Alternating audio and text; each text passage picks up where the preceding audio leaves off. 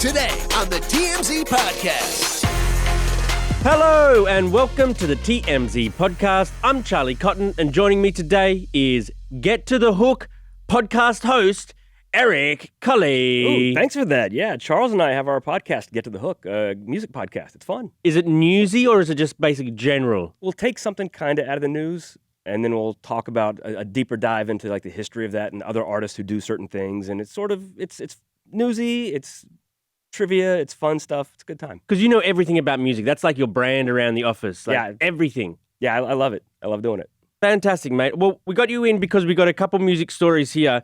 Ricky Martin, he says he wishes he could have come out 20 times. It felt that good when he finally did it. Right, and it's surprising who talked him into doing it and who didn't want to do it. True. We'll talk about Gwyneth Paltrow. She is saying superhero movies are now going for quantity, not quality. And I know you're really into comic books and movies. I'm a big comic nerd, and I don't disagree with her. Right. We also got a very good almost news about formerly America's First Family, Wow, shots fired. the Kardashians. They're now relegated to almost news. How sad for them. They are almost interesting. Yes, true. But to begin with, Bianca Censori, Kanye West's wife, well, her dad down in Australia, he wants Kanye to fly over for a bit of a face-off after Bianca's mum, her visit over here to America to come and hang out with Kanye. It didn't really work. It didn't solve any of the issues. Right, so her dad, Leo, is really upset that her mom, Alexandra, who was just here, basically didn't do what he wanted her to do, which kind of sounds like Kanye. Yeah, it does. But he thought she could maybe try and talk some sense into Bianca and to stop being naked all the time and not be so controlled by Kanye. And he feels like that just didn't happen, and now he wants Kanye to come to Australia, and they're going to hash this out man to man. Right, it feels like, what's her name? Alex is the mum's name? Alexandra. Alexandra was sort of going to confront Bianca over how it looks and what it means to be a woman and how she's portraying herself. But then Leo wants to confront man-to-man Kanye about what he's doing. I'm not sure how well any of this confrontation goes because Bianca is understandably just like loving the attention, loving her life. She's come from obscurity and now she's like, you know, A-grade celebrity almost. Right. And people, some of the sources are saying she knows what she's doing because she's got stake in a lot of Kanye's new business stuff, his music, which is doing very well again. Right. His new clothing lines and things going forward. So she kind of has a plan, it seems like. Yes. I don't know if she would have a plan, but just keep riding this, wave until it crashes. And hopefully it doesn't crash in spectacular fashion. But she has, made a big business of herself. You know what I mean? Like she's a celebrity in her own right now. So I think she's now hit the point because, we've talked in the room about, like Channing Jones and other women that Kanye dated after Kim and like what happened to them. Bianca's way past that. Oh, yeah. And whatever, if they, stay together, then she's got her stake in that. If they broke up, got divorced or whatever, she's going to be so in demand. Yeah. The first interview with her after a divorce from Kanye. Wow. Can you imagine what she could get for that? A tell-all book? Yeah, she'd make tons of money. Right. Or maybe she loves him. We never talk about that possibility. True. It's just, it all comes down for me about why isn't she saying that then? Like, why isn't she speaking? It all comes down to that for me. Like, if she was just expressing, like, I'm in love, madly in love, this is the love of my life, I want to have kids with him or whatever, then I'd be like, okay, well, you are who, do whatever. But the fact that she's mute is just bizarre to me. And it feeds into the idea that he's controlling her. Right. So the dad wants Kanye to come to Australia. You're Australian. Can't Kanye not go to Australia because of his anti-Semitic comments? I thought he was banned. Yes, that was the latest news. Sometimes politicians in Australia, I feel like, want to make news and want to say, like, no, you're not allowed to, just so it hits TMZ Right. over in America. Like, I feel like sometimes they do. Remember how Johnny Depp's dogs were banned or deported from Australia or something that time? So I don't know. Australia can ban any celebrity or anyone coming to the country for any reason. And so the anti-Semitic stuff was really at its peak when he wanted to go down and visit Australia and supposedly at the time meet Bianca's family.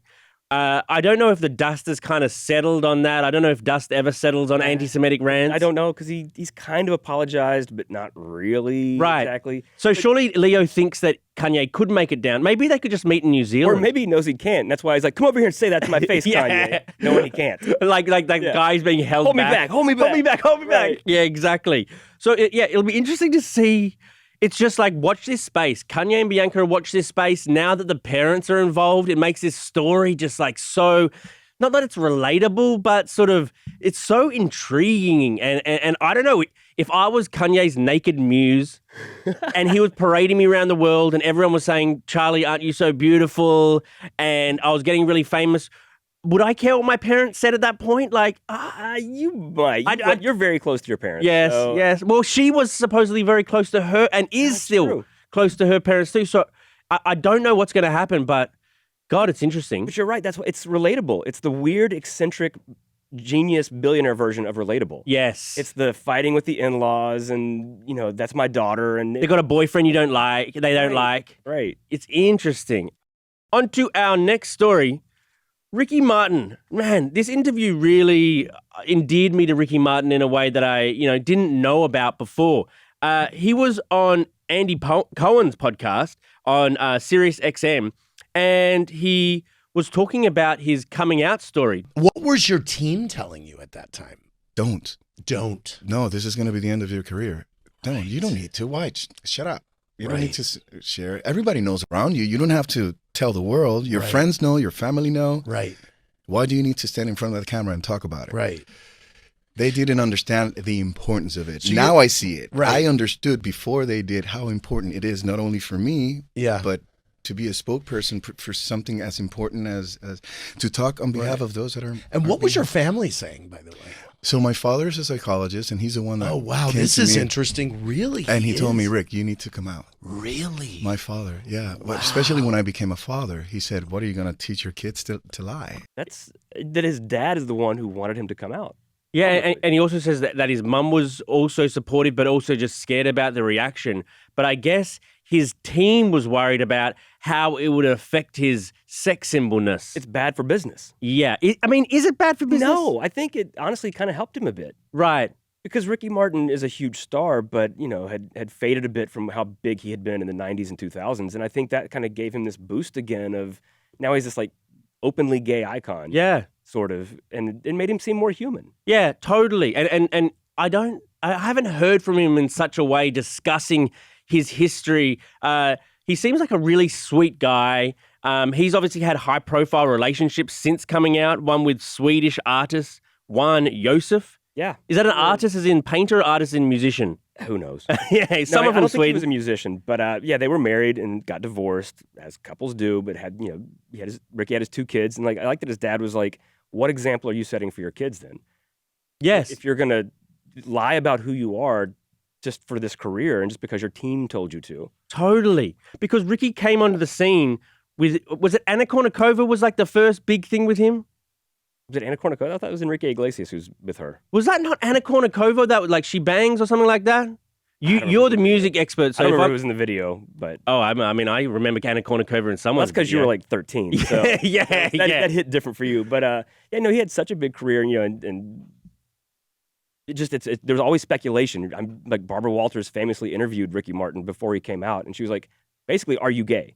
Oh, she said that? I mean, she's like, why won't you just say you're not and just end the rumors? Because there were always rumors about it. And he was like, I don't feel like I need to address rumors. I'll just, live my life. Like, right. He would never say I'm not. He never straight up lied about it, but he would never admit it. And then I think finally it just wore him down, and his dad's like, this is bad for you. Just tell people. Yeah. Yeah. That's crazy that even back then you could just, in an interview, you could say, are you gay? No. Tell me. Yeah, are you gay? I've seen the clip. She just kind of keeps pushing it. And it's like, wow, this is uncomfortable, even at the time. Like, ugh. Oh, my God. You see things like with Britney, where her dad, Jamie, came in and kind of helped save her life, but then, wanted her just to keep touring and cranking out songs and keep the business going. And it's interesting to see this parent be like, your career is not as important as your happiness in your life. That's awesome. Yeah, I love a story like this, Okay, on to our next one. Gwyneth Paltrow is coming for superhero films. So, I mean, she got partly her start in superhero films. She was a Pepper Potts. Yeah, well, she wasn't her start. She Was it not her start? Won an Oscar by then and stuff. Oh, but okay, I don't know. It leveled her up to much bigger paychecks. Right. Well, now she appeared on the show, or the YouTube show Hot Ones, where they, eat hot sauce and chicken wings and that sort of stuff. Right. And she was asked about a comment from American fiction writer-director Cord Jefferson. He won the Oscar, and he made a comment basically saying that, why are we investing in these $200 million superhero movies instead of like investing in 10, $20 million movies? Does that do the right math? Yeah, kind of like instead of like one $200 million movie, you could have 20 $10 million. Yeah. And then they might not make as much money, but they don't have to because they don't cost as much. Right. So, you'd rather make $50 million on a $10 million movie than $210 million on a $200 million movie. And it's about the artistic vision that when there's $200 million involved, there's so much on the line that there's such a big team and there's so many, checks you have to get off, and it's to the detriment of the final product. Do we have some of the sound for that now? Awesome. If I look at the industry as a whole, big push into superhero movies, I mean, you can only make so many good ones that feel truly original, and yet they're still, always trying to reach as many people as possible, which sometimes hinders quality or specificity or real point of view. So I love how there's that superhero music behind her. So dramatic. As she's like condemning superhero movies. Yeah. I mean, I think I agree. I'll be more interested to know what you think because I'm not like a superhero movie fan. So, coming from someone who is, would you like to see less? Absolutely. Yeah. Because I think that's the thing is, and when the Marvel universe started, like with Iron Man in 2008, I mean, obviously they had to have pretty big budgets because of the effects, but nobody thought those movies were going to make as much as they did. And they kept making more and more because they were good, because they had this sort of vision of we're going to tell this long story, introduce these characters, and it's going to wrap up in the whole big Avengers Endgame Thanos thing with the snap and all that. It was a great story, and it took a decade to tell, and the movies made money. And then once that ended, I think Disney was like, well, these things are just like printing money, make more. And now they're just firing them off, and they seem like directionless, and it's kind of the same thing over and over. And now people are not going to see them as much. It's been too much. It was too much of a good thing. It's what Dakota Johnson said recently too, how she was in this Madam Web, like an offshoot of Spider-Man, and she basically said it sucked, and even though she was in it. And her point was the same, that there's too much money on the line, there's too many people involved, you lose the art, and we need to prize quality over quantity from now on. That's what I think people saw how well the Marvel movies were doing, and then other studios like Warner Brothers with the DC movies, Sony with the Spider-Man movies, and then Marvel themselves were like, let's just keep making more of this and make more money. But that's not why those movies were successful in the first place. And so now I think, take a couple of years off, reset, come back with the X-Men or something that people love, and be good again. Yeah, that'd be good. Okay, on to our almost news. Look, we haven't covered these guys much on the podcast recently. And now when we do the almost news, what is going on with the Kardashians? I mean, not a lot. Who cares? The Kylie, the Kris, and the Khloe, they were all out. The Kylie, the Kris, the Khloe. They were all out because Kylie's got a new business. She's launching her, alcoholic soda. Low-cal vodka drink. Okay. It's been done as well. Yeah. It's been done. So they were all there. I mean, Kris was out despite the fact that her younger sister died, a few days ago.